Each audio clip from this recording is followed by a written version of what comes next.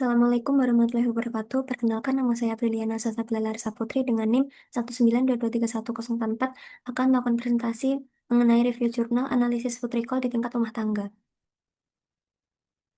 Nah, metode food recall sendiri merupakan metode survei konsumsi pangan yang berfokus pada kemampuan mengingat subjek terhadap seluruh makanan dan minuman yang telah dikonsumsi selama 24 jam terakhir. Nah, pengumpulan data konsumsi makanan rumah tangga itu lebih praktis karena informasi yang dikumpulkan dapat ditanyakan kepada responden yang mewakili yang mengetahui konsumsi rumah tangga, tetapi informasi yang diberikan tidak lebih akurat sebagai gambaran konsumsi seluruh anggota rumah tangga. Nah, berikut merupakan jurnal yang saya gunakan yang memiliki judul Ketahanan Pangan Rumah Tangga Tani Padi Berbasis Proporsi Pengeluaran Pangan AKE Desa Beji Kabupaten Tulungagung. Eh, dalam jurnal ilmiah mahasiswa Agroinfo Galuh pada tahun 2023 dengan penulis adalah Rahmasari, Syarif Imam Hidayat, dan juga Sigit Dwi Nugroho. Nah, instrumen yang digunakan yaitu untuk data primer sendiri menggunakan form recall 24 jam, sedangkan data sekunder yaitu data dari badan atau lembaga terkait, serta digunakan sendok dan juga centong nasi untuk takaran rumah tangga. Kemudian kriteria tingkat ketahanan pangan berdasarkan pengeluaran rumah tangga, yaitu apabila pengeluaran rumah tangga kurang dari 60% dari pengeluaran total, itu termasuk rumah tangga tahan pangan. Sedangkan jika lebih dari 60%, itu merupakan rumah tangga yang tidak tahan pangan. Kemudian klasifikasi tingkat konsumsi energi dan protein dikategorikan menjadi 4, yaitu baik jika tingkat konsumsi gizi lebih dari sama dengan 100% AKG, sedang jika 80-99% AKG, kurang jika 70-80% AKG, sedangkan defisit jika kurang dari 70% AKG.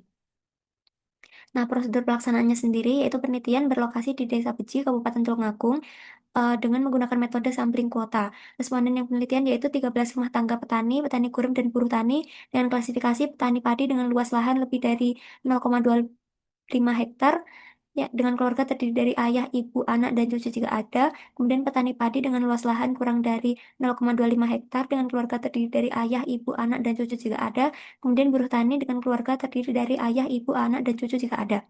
Kemudian teknik pengumpulan data seperti sudah dijelaskan yaitu menggunakan recall 24 jam dan juga badan atau lembaga terkait. Kemudian melakukan analisis tingkat ketahanan pangan rumah tangga berdasarkan proporsi pengeluaran pangan dan konsumsi energi menggunakan tabel.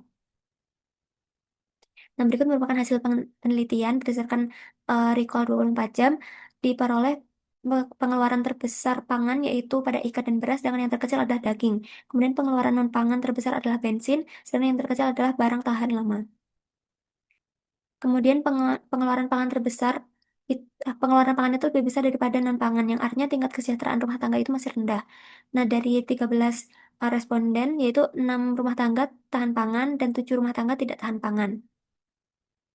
Kemudian untuk rata konsumsi energi itu 48,76% dari tingkat kecukupan energi, sedangkan untuk protein 55,66% dari tingkat kecukupan protein. Nah, tingkat konsumsi gizi, energi maupun protein masih tergolong kurang dari 70%, di mana tergolong defisit.